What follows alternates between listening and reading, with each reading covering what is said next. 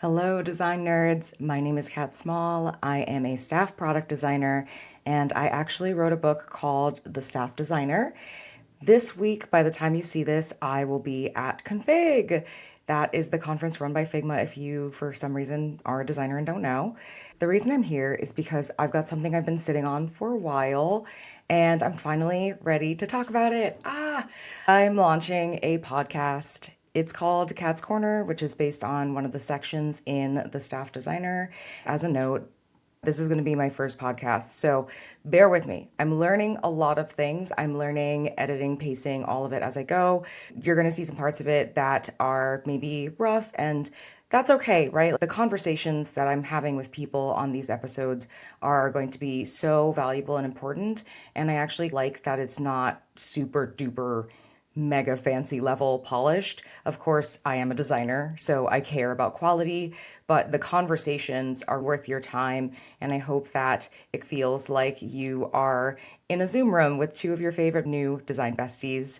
These are some of the smartest, most honest people that I know, and we are talking about things that everybody in the design industry right now are figuring out in real time. Now, when I wrote this book, I interviewed a lot of people, and I'm going to be talking to some of those people that I talked to for the original book. I have been wondering what has changed since I last talked to those people. How have they grown? Where are they now?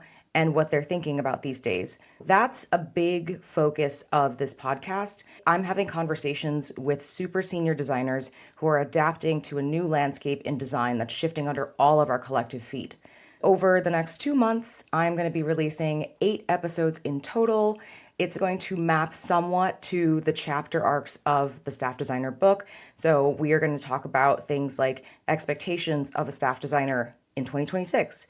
How do you figure out what kind of staff designer you are by default? How do you flex into situations where maybe you have to do things that are a little bit out of your depth? How can you protect your energy so you don't burn out at scale?